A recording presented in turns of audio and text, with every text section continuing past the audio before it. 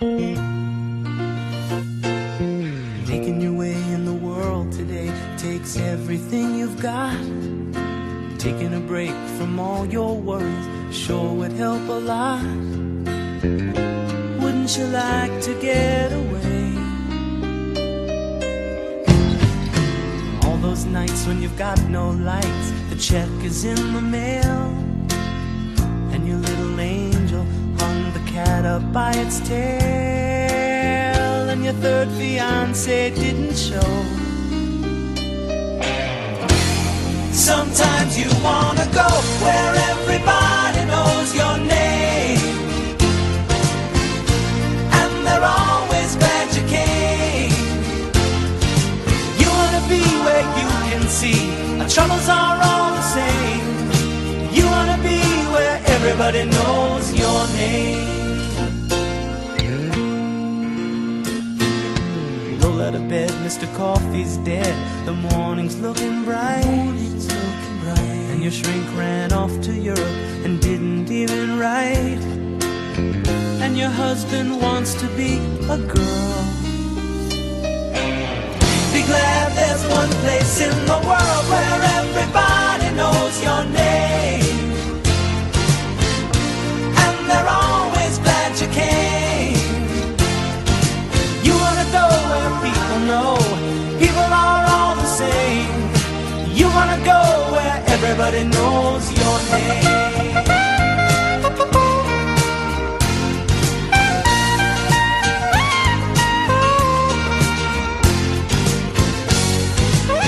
Where everybody knows your name, and they're always glad you came. Where everybody knows your name, and they're always glad you came. Where everybody knows your name, and they're always glad you came. Where everybody knows your name. All right. Hello. Today I'm going to tell you the story of my 2025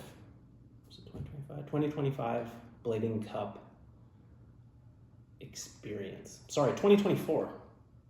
I'm terrible with years. 2024 Blading Cup. I actually went to that, which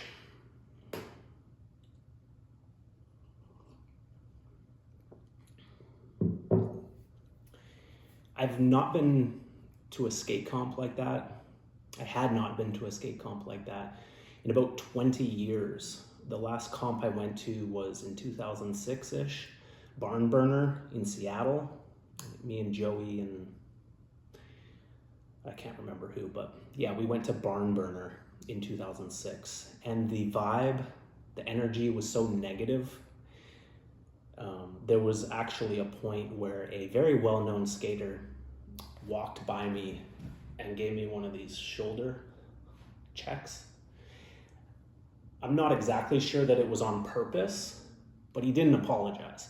And that kind of encapsulates the vibe of this Barn Burner competition. People were very competitive, and it just left us with a sour taste in our mouths. And we kind of just decided we're going to stay in Kamloops, do our own thing, not go to any of these events. So fast forward 20 years later, I started to get the urge to go. I thought maybe there was something to learn, something to be gained, maybe some fun to be had. I was kind of craving the social aspect, kind of meet a lot of the people that I interact with online. So I decided to go. Joey did not go. I went by myself, so got myself a ticket. I planned to go to Barn Burner. I planned to go to Blading Cup. A couple days before going, I wake up and my leg is covered. My thigh is covered in this crazy rash. Like crazy, covered. in this restaurant. I'm like, what the hell is this? And I start to feel really sick. The day before I was going, I was at work, and I just could not, my brain was not functioning. I was just suffering. I went to the pharmacy. I got all kinds of like cold medication and whatever I could get to try to eradicate whatever was going on physically, but I felt like garbage. And I went home that night. My wife's like, so are you excited to go to Blading Cup tomorrow? I'm like, no, I feel like absolute garbage. I kind of want to cancel. I don't even want to go. And, you know, the discussion was had, you know, the flight wasn't all that expensive. If you don't feel good, you don't have to go. You could cancel. And for a second I was like, I don't know. Yeah, I should probably not go. But then I was like, I gotta go. You know, I've been thinking about this for months. I've been excited. You know, I'm just gonna go.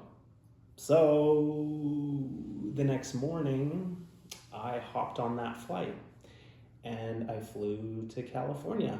And I started to feel pretty good. The comfiest plane ride of my life, I have to say. I had the whole row to myself.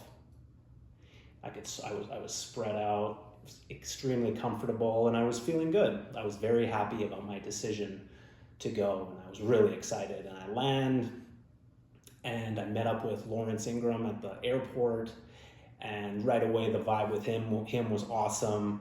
We went and had lunch, and just, you know, I had a great time just hanging out with Lawrence. He has such a awesome, calm, friendly, grounded vibe. It was great.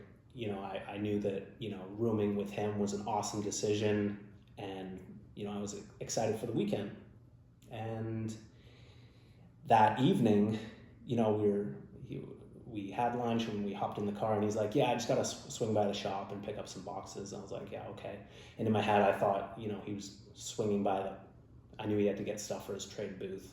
I thought he was picking stuff up from the package delivery facility.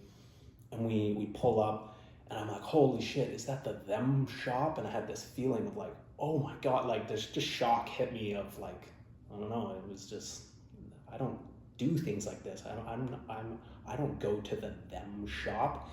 And I was like, whoa, I gotta go pee before we go in there. So I went and took a pee and calmed myself down, and we walked in, and I was like, holy shit, there's Chris Edwards. Holy shit, like Sean Kelso rolls up in these orange skates and these big baggy pants. He's like, yo, man, what's up? And it was like, whoa, Sean Kelso, and Scott Crawford was there, and it was like just a lot to take in. Being there and being surrounded by all these people, you know, talking to Chris Edwards. Miguel Ramos was there. I've always really enjoyed his stuff, so I was talking to him, and, you know, it was awesome, but, you know, very overwhelming. It was cool.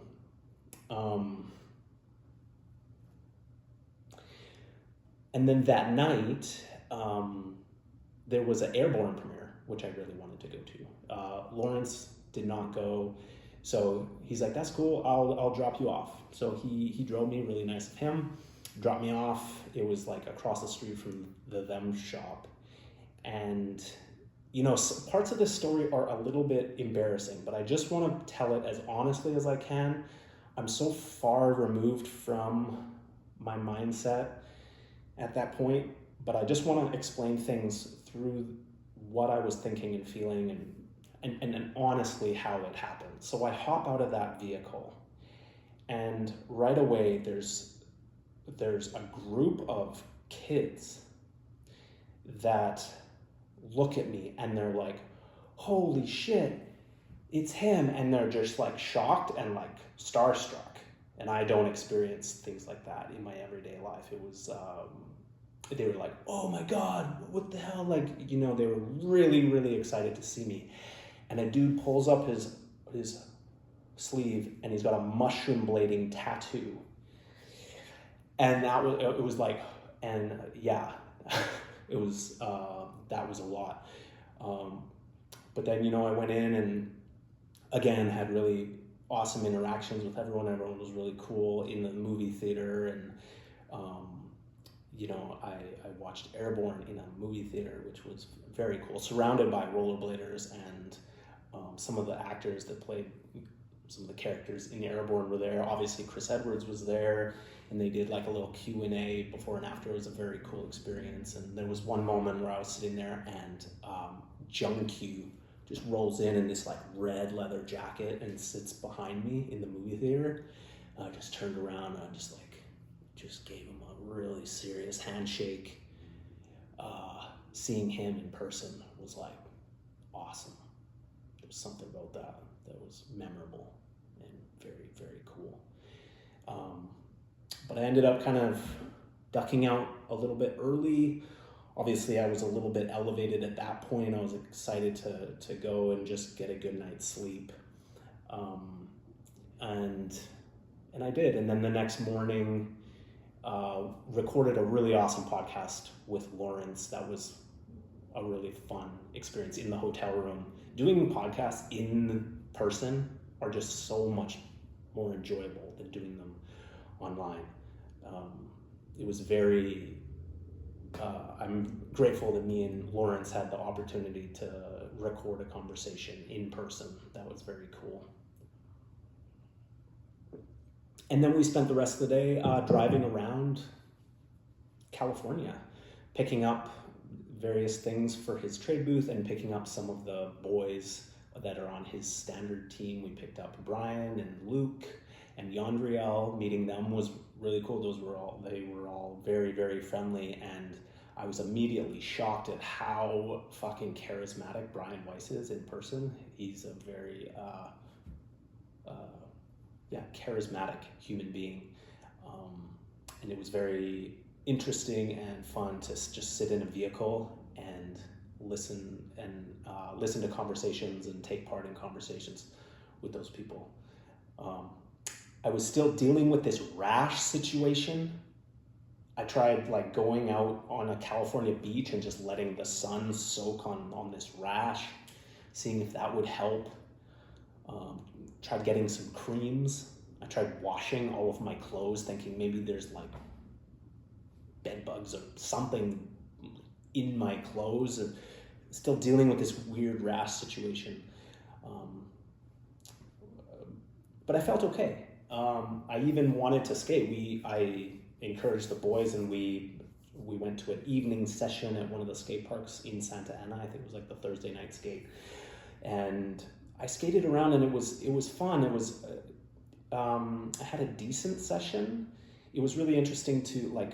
Chris Edwards came up to me. He's like, "Hey, can I get a couple clips, for my Instagram?" I was like, "Yeah, that sounds fun." So that was cool that watching Airborne the night before, and then having Chris Edwards, want to film some tricks of me. That was interesting and fun, and I filmed a couple mediocre clips for him. I was having fun skating, but I still kind of felt off. I felt floaty, like my head was floating like 10 feet above my body. And I thought maybe it was kind of feeling overwhelmed being there. But and then we went and had a nice dinner. Me and Lawrence and the standard crew, and everything was great. So the next morning, I woke up and Ben Magaziner invited me to go work out with some Express boys. So I went that morning. I had coffee. I met Alex Broskow. I had freaking coffee with Alex Broskow and Ben and Danny. And then we went and worked out. I went and worked out in this little like condo gym with Sean Kelso and Stu Brady and Danny and Ben.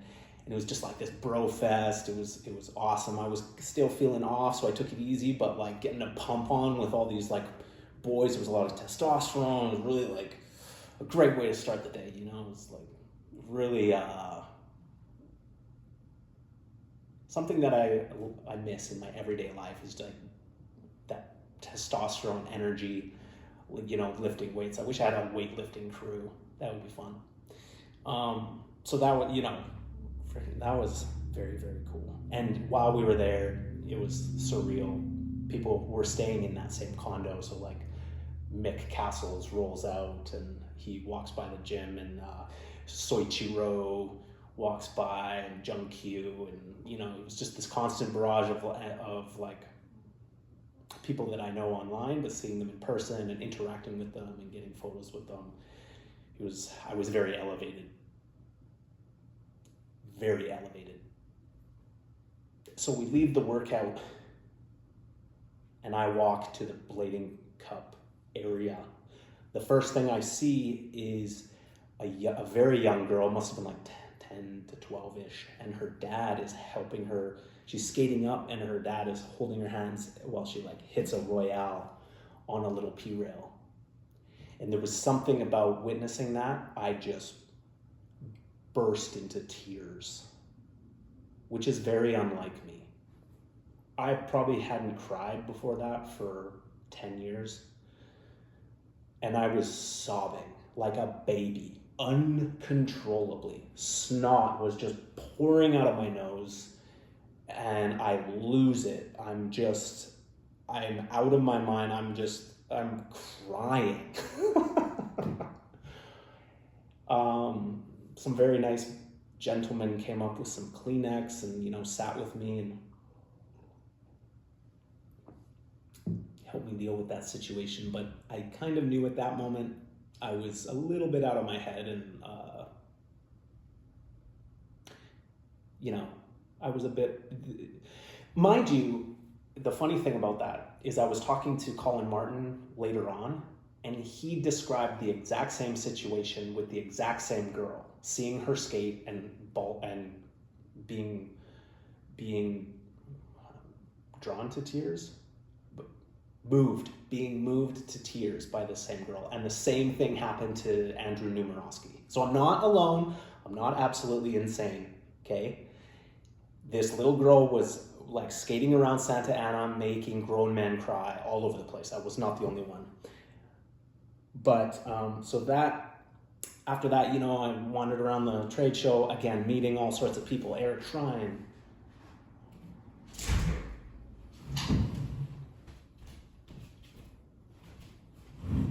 Sorry for the interruption. So yeah, I'm walking around the trade show, meeting all these people. I met Eric Schrein and Abdiel Koberg and just tons of skate legends. And I put on my skates and I was just gonna skate a little practice box.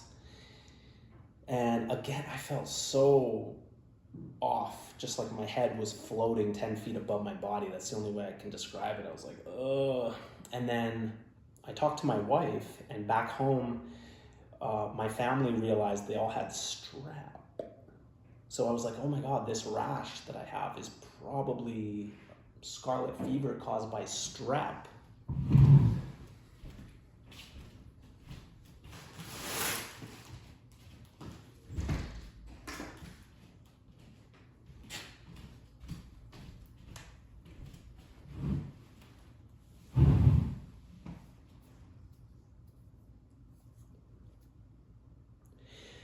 So I decided I needed to get antibiotics to deal with likely the streptococcus that was causing me to feel like crap.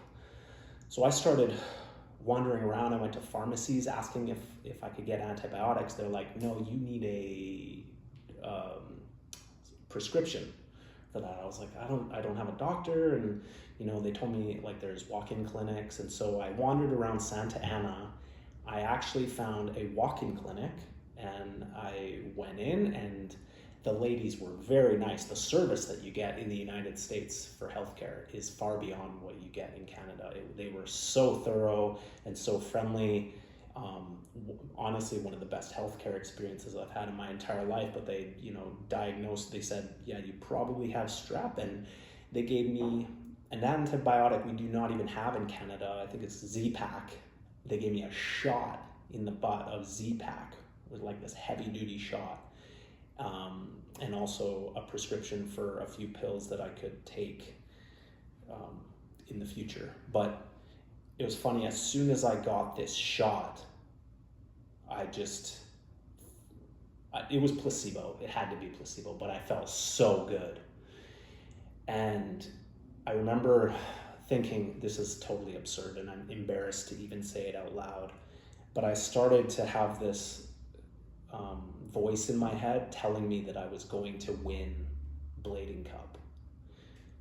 I was like, this is all destiny. You're dealing with this strep and you're dealing with, all this stuff.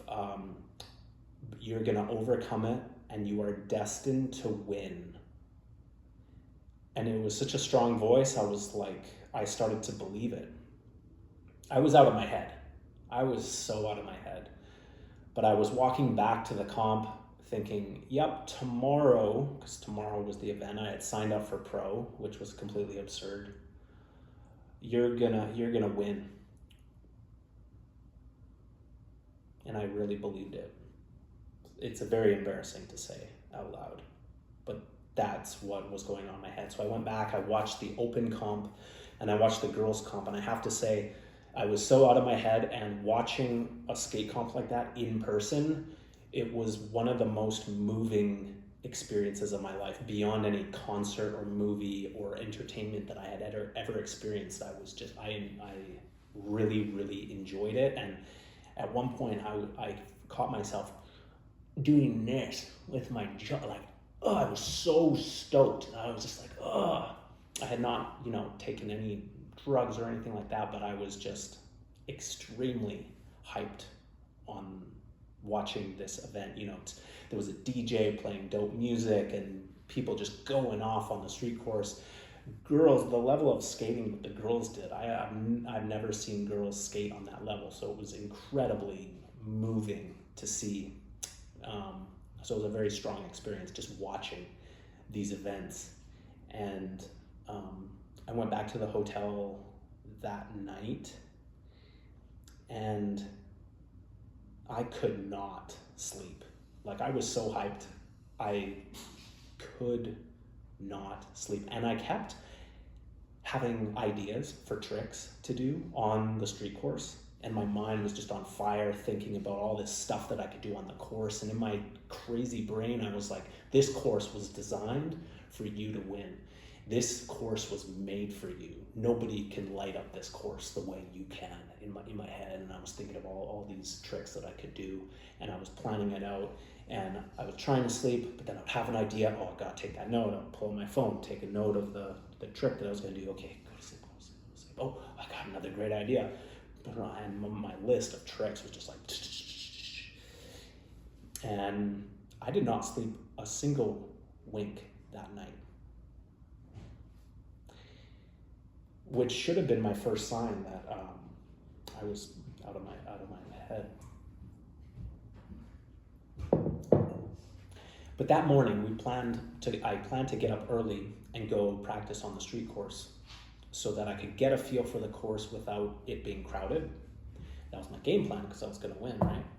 So I went with Brian, Luke, Julio, and Miguel were there first thing in the morning. And I didn't do anything too crazy. I was feeling things out, and I didn't sleep a wink, but I was skating really good. Even though I wasn't doing anything that crazy, but I just felt really comfortable on my skates, and I felt really confident in my skating. And I started to elaborate on some of the tricks that I planned on doing, and in my crazy head, again, I'm like, yep, you're gonna win this event, which is embarrassing to say out loud. One other thing I forgot to mention was during the night, I could not sleep. This was a mistake, but I thought maybe taking one of the ibuprofens was a good idea. It was a 600 milligram ibuprofen, which you can't even get in Canada, but they gave me one of these at the clinic. And I thought, oh, maybe that'll help me sleep. And I took a 600 milligram ibuprofen, which you are not supposed to do at night when you're laying down. It's really hard on your tummy. And the first thing that happened when I woke up, I shit black, completely black, which is not good. But anyway, had a great morning session. The day went on. I took it easy because I was saving myself for the comp, and then, I just walked around, talked to people.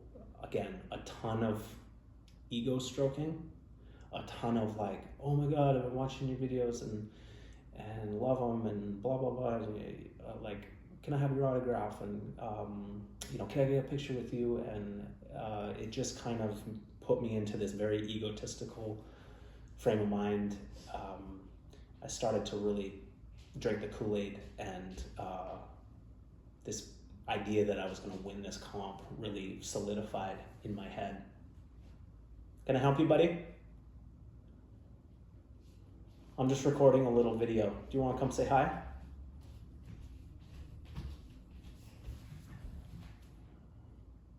Well, hello. How you doing, buddy? Good. This is what I call true love. I'll be done soon, okay, buddy? And then we'll go do something fun. Okay. So, the warm-ups for the pro division started to pop off, and again, I got my skates on, started skating, felt really good, even though I wasn't doing anything hard because I was saving it, but I felt like everything that I tried to do, I could do. I started to feel very confident on my skates, and skating in front of a large audience like that, sometimes it can, I've had experiences where it can, the stress of it can get to you and it can affect you negatively. But I was able to harness the energy from the crowd, and it affected me positively. And I was really able to like zone in on my skating, and I felt incredibly confident and, again, egotistical. I do think there's a lot, like, you look at the great skaters, Dominic Sagona, Josh Petty, Brian Jaggers. These people, it's clear that they were egotistical. Their style and their swagger was so good that you could tell they believed that they were the shit. And I believed very strongly at that moment that I was the shit. And I think it came through in my skating, where I had a ton of swagger and confidence, and people were really responding to that. And I felt very confident and excited to skate in this comp, which is crazy. I do not skate in comps. I do not go to comps. For me to be that confident was, surprising. So, I felt really good about warm-ups. Took my skates off. I was going to have a little rest. And I started to feel like intense anxiety. My wife called me, and I was FaceTiming my daughter. And my daughter's like, "We're watching you on the live stream. We're cheering for you, Daddy." And that was like, oh my God, like, my daughter's watching me, I got to win it for my daughter. So I went into the little cafeteria, and I wrote my little set list, for the first heats, because I wanted to get into the finals.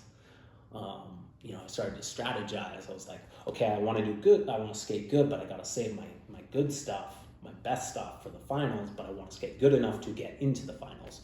So I wrote I borrowed a pen from a trade booth. I can't remember who from. But I borrowed a pen, and I sat down and I wrote my my trick list for the first heat. And so I'll read it to you. I was going to do, on the dumpster, I was going to do 360,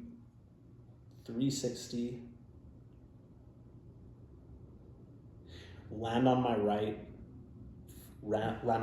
foot on the dumpster to med spin 540 off. I was going to do like a air 5-star over this like flat rail with the flat rail between my legs, and then hit just a little like porn stall on this quarter pipe. There was no coping on top, so just like a little stall. I was doing these like topside porn stalls on it that felt really good and dope, and then drop in, and this was all line skate to the dumpster and do like a kick out to toe heel 180 off of the dumpster. I was going to do 360 heel on the dumpster to fakie. I was going to 540 over the dumpster. I was gonna do heel, there was this really steep bank. I was gonna do a heel spin 360 to like this compressor move to fakie on it. And then I was gonna hand plant 180 over the dumpster. And I was pretty confident that if I laced all that stuff, it might be enough to get me into the finals. So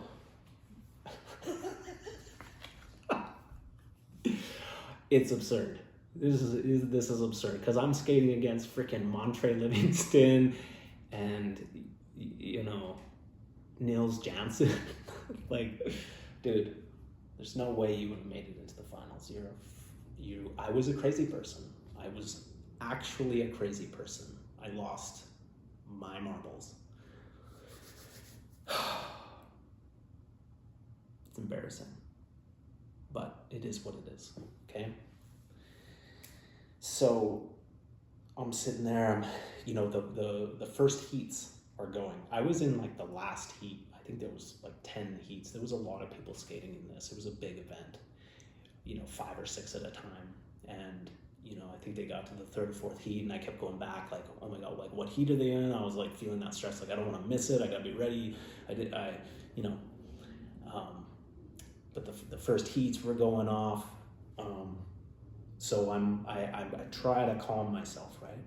I'm like, okay, you need to breathe.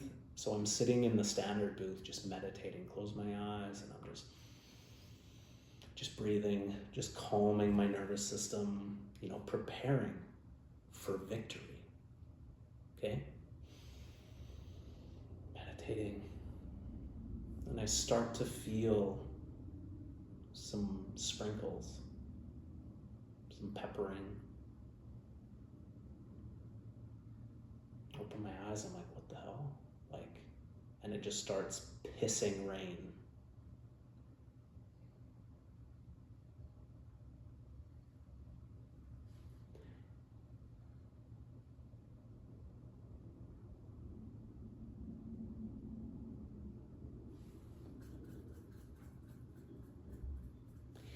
And the whole event was canceled.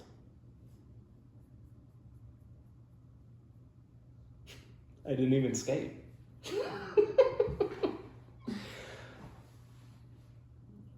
Which in retrospect, thank God. Because I was, in my crazy head, I was willing to die to win. This was just to get me into the finals. All right. If I had gotten into the finals, I would have hurt myself.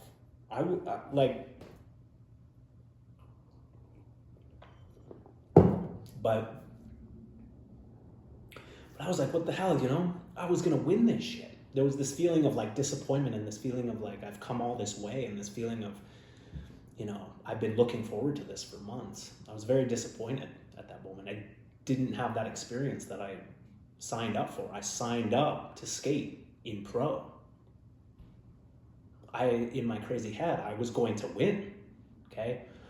So, I was disappointed, and so there was this, I had this huge inflated ego. I was totally out of my head from these American antibiotics. Very disappointed that I couldn't compete. Had this like delusion that I was gonna win. And I did, this is embarrassing, but I was walking around telling people that, hey, I was gonna win that shit. Like, what the hell, Like, look, I got my list. I was gonna, this was supposed to be, I was gonna win.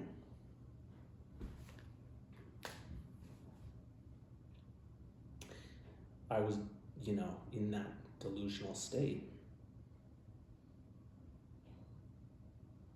I am still disappointed that I didn't compete. Obviously not because I would have won, but like I do feel I would have skated well for my standards. Probably wouldn't have gotten into the finals, but it would have been a great experience to actually skate in a comp like that. And yeah, but whatever. It's good that it didn't happen. So yeah, I'm walking around, telling people I was going to win, and there was, we went to the awards ceremony where John's on a stage, and there's, the crowd of,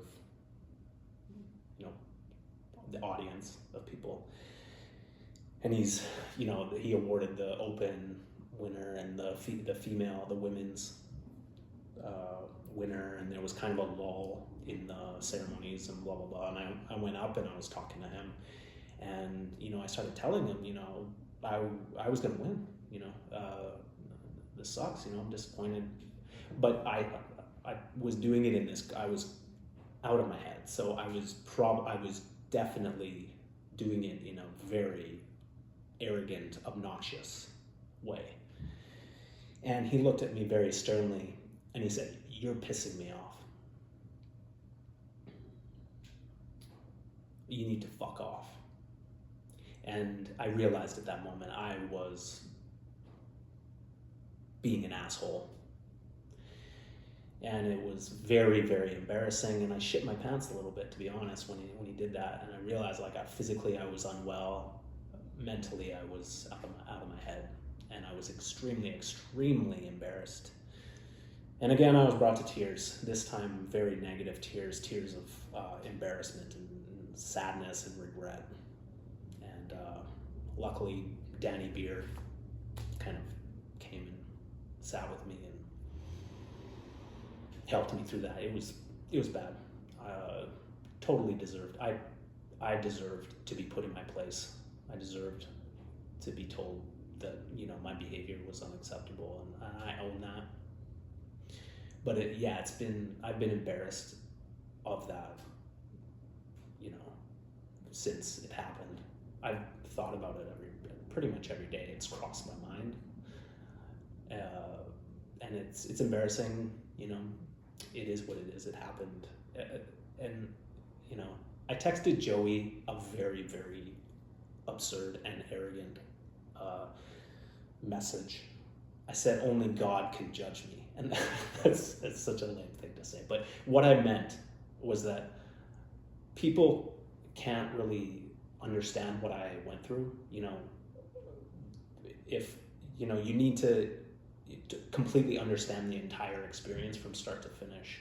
You need to understand the big picture. I'm not making excuses. I'm just saying there was a special blend of things that happened to me. I'm not used to the ego stroking. I'm not used to, obviously I was very sick. I'm not used to going to Blade events. All of it kind of culminated in this, I went crazy. And I wish that I wasn't susceptible to excitement the way I am. I wish I would have maintained my cool a little bit more, but at the same time, I'm actually very proud of myself for maintaining my head as much as I did, even though I did go freaking crazy. And I pissed some people off, and I apologize to anybody who I pissed off at that event. I think it could have been a lot worse. I think definitely, I could have done some really, really stupid things. So, all in all, it wasn't really that bad. I pissed off John Julio. Sorry, John. I probably pissed off some other people. I'm sorry to anyone that I pissed off, but, it was a wild experience. And I'm alive. I'm well. I learned a lot about myself. I learned how susceptible I am to flattery, positivity, ego stroking. Something I need to work on, for sure. I need to work on my ability to stay grounded in those situations. And I learned a lot about myself. So, honestly, I don't regret anything, as embarrassing as it was. I'm happy that I went. It was not the experience that I expected, but it was the experience that I needed. You don't always get what you want, but if you try sometimes, you just might find you get what you need. Oh, yeah.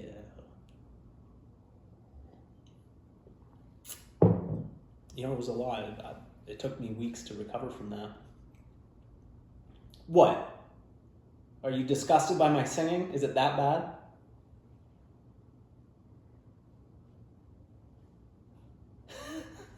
Love you, buddy. All right, that's basically it. The next day we skated. I went skating at this college in California. Lit it up. I was still riding this crazy ego. You see some of those clips in the standard edit the Fever Dream that they put out. I was wearing half a shirt and I was feeling it. You could see in those clips I was out of my head, which translated to some decent skating, I think. I was really enjoying skating in 2 different colored skates. I was just out of my head. The skating was fun. I'm in that state of mind. Like I skated. Delusional confidence is fun. It works well for skating. And I went to the Negretti session the next day. I lit that up too. I had a lot of fun skating that day. I felt really good about my skating. People they do like cash for tricks. I made like $9 American that day with my tricks. I busted this 720 to the flat off of this pyramid and I stomped it, and like I was out of my head. I just it was a lot. There's a lot.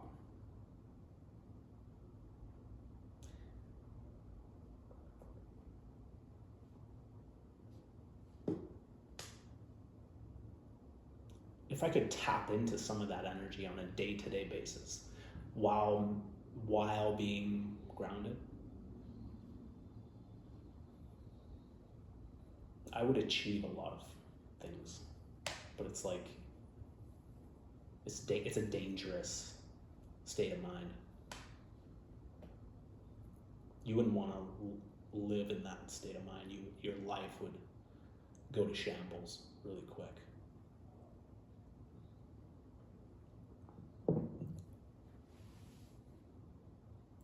But once in a while, it'd be nice to tap into that. Obviously, more balanced way. Thanks for listening.